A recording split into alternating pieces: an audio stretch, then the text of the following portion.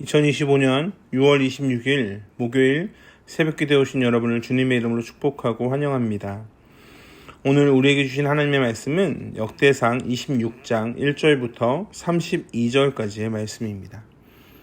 제가 가진 성경으로는 649쪽에 있습니다. 역대상 26장 1절부터 32절까지의 말씀인데요. 대표적으로 13절의 말씀만 보도록 하겠습니다. 13절입니다. 각 문을 지키기 위하여 그의 조상의 가문을 따라 대소를 막론하고 다 제비 뽑혔으니. 아멘. 역대상 24장은 제사장에 대해서 말씀을 하시고 25장은 찬양대를 편성하고 그리고 오늘 26장에서는 성전 문지기와 곡간지기를 편성하고 있습니다. 우리는 문지기를 하면 일단 말단의 임무 같은 그런 역할을 감당하고 있다라는 그런 생각을 하게 됩니다. 그런데 성경은 문지기의 임무에 대해서 대단히 중요하게 말씀하고 있습니다. 성경에 나오는 인물들 그리고 성경의 내용이 그냥 적혀져 있는 것은 하나도 없습니다. 9장에 보면 17절부터 27절까지의 말씀에 문지기 족보가 나옵니다. 15장 23절에 보면 문지기에 대해서 또한 언급하고 23장 5절에는 4천은 문지기요 4천은 찬송 드리는 자라는 말씀을 봅니다. 여기서 보면 찬송하는 자보다 문지기가 먼저 언급될 정도로 하나님은 이 문지기에 대해서 굉장히 중요하게 여기고 있습니다. 시편 84편에 보면 10절에 주의 궁정에서의 한 날이 다른 곳에서 첫날보다 나은즉 악인의 장막에 사는 것보다 내 하나님 성전 문지기로 있는 것이 좋사오니 라는 말씀도 우리는 기억합니다. 즉 문지기에 대한 큰 자부심을 오늘 말씀을 통해 발견하게 됩니다. 굉장히 자세하게 말씀하고 있기 때문에 그렇습니다. 문지기는 단순히 문을 지키는 사람이 아닙니다.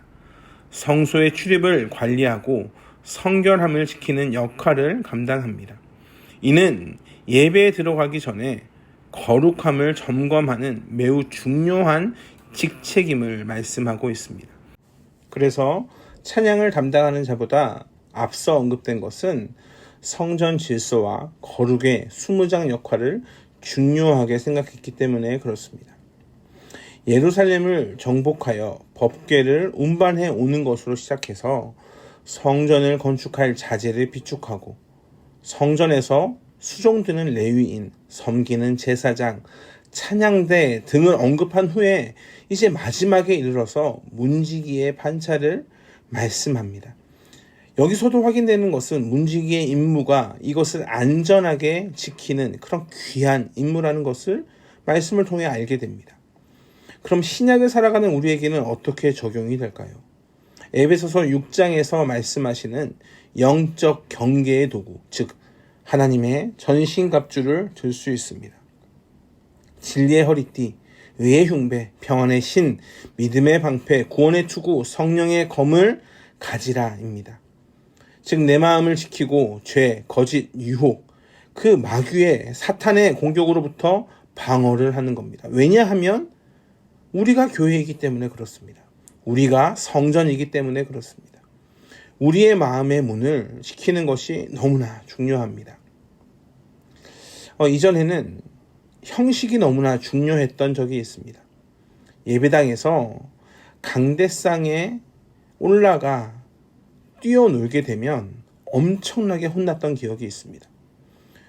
저는 무슨 강대상에 올라가면 큰일 나는 줄 알았습니다. 전기가 감전되는가 라는 생각이 들 만큼 강대상의 근처에만 가면 부모님이 그토록 뭐라고 했습니다. 왜 그런가 후에 알게 되었습니다. 하나님의 말씀을 대언하는 곳에 감히 올라갔다는 것이 그 이유가 됩니다.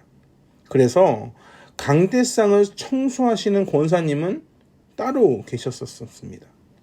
요즘은 어떻습니까? 그런 것이 많이 사라져 있습니다. 주일에 모자를 쓰고 오거나 아니면 찢어지는 청바지를 입고 오거나 아니면 그냥 추리닝을 입고 왔다. 이건 정말로 크게 혼났습니다.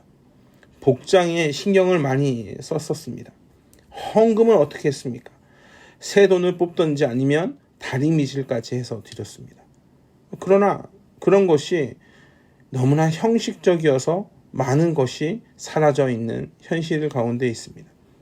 물론 제가 너무나 형식을 따지지 않아서 잘못되었다라는 것을 말씀하는 것은 아닙니다.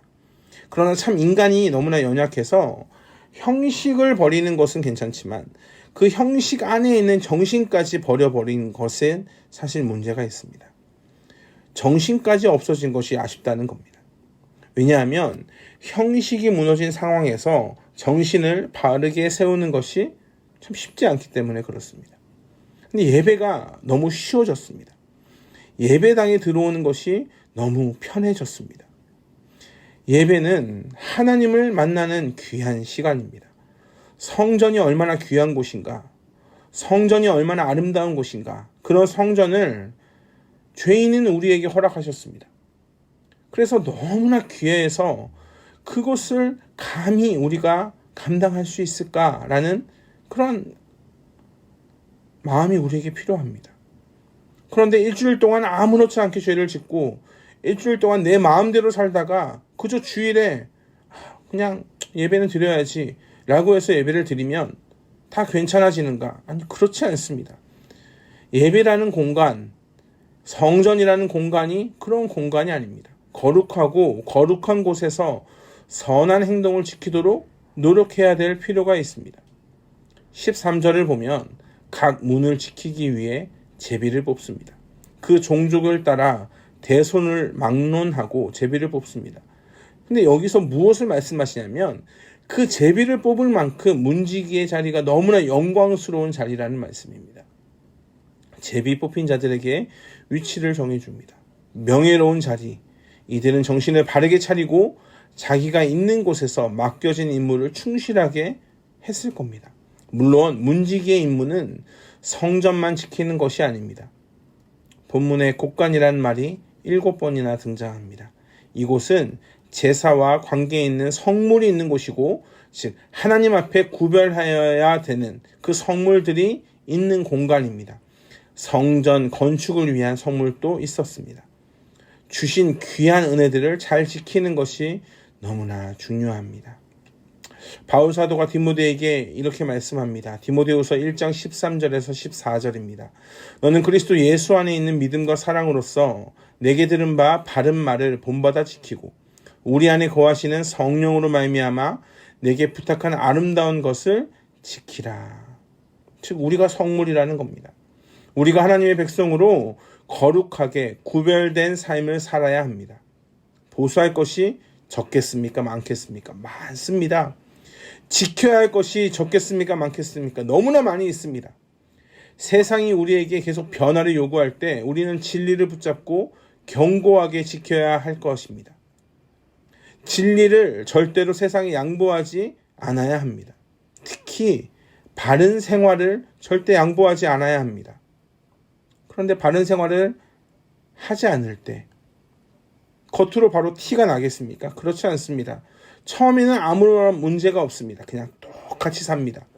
성도로 바르게 살아야지 그냥 그런 생각만 하고 고민하지 않고 그저 주어진 삶을 쳇바퀴 돌아가듯이 살아갑니다. 그러나 무엇에 흔들리냐면 기본적인 것을 지키는 것에 흔들리고 있기 때문에, 즉 나의 인생이 나의 것이 아니라 하나님께서 나의 인생을 주관하신다라는 것에서 흔들리고 있기 때문에 그 결과로 겉으로 보이진 않지만 내면 안에 말씀대로 보지 않습니다. 나의 내면 안에 하나님의 자리가 없습니다. 당연히 기도하지 않습니다.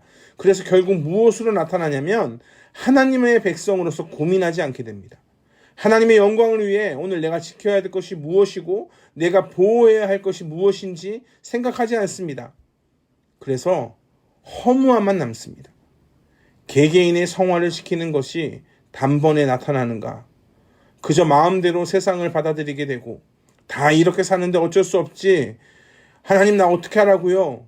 그저 핑계하며 살아가다 보면 어느새 하나님과 멀어져 있는 자신을 발견하게 됩니다. 허무합니다.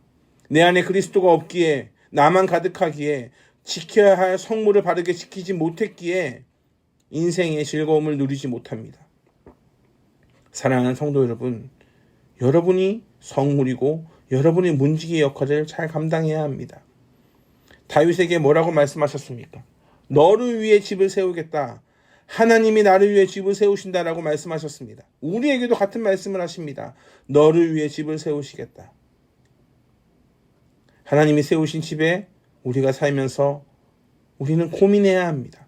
어떻게 지키고 어떻게 이 집에서 살아갈 것인가? 오늘 또 나를 위해 고민하는 것이 아니라 나를 향한 하나님의 계획과 내가 지켜야 할 것을 고민하는 그런 귀한 하루 살아가시길 주님의 이름으로 축복합니다. 기도하겠습니다. 사랑과 은혜가 풍성하신 아버지 하나님, 은혜와 사랑에 감사합니다. 언제나 성령 하나님의 동행하시는 은혜가 우리 가운데 있음에도 우리가 고민하지 않고 우리가 그저 주어진 삶을 쳇바퀴 돌아가듯이 살아갔음을 고백합니다. 주님, 주어진 삶을 후회하지 않게 믿음으로 살아가는 성도 되게 하여 주시옵소서. 감사합니다. 사랑이 많으신 예수 그리스도의 이름으로 기도합니다. 아멘. 우리 주 예수 그리스도의 은혜와 하나님의 풍성하신 사랑과 성령 하나님의 교통하시는 은혜가 오늘 또 하나님 안에서 온전한 믿음으로 날마다 하나님의 말씀을 바르게 지키며 살겠습니다. 바르게 생활하겠습니다. 고백하는 한 분 한 분 위에 영원토록 함께 하시길 간절히 축원하옵나이다. 아멘.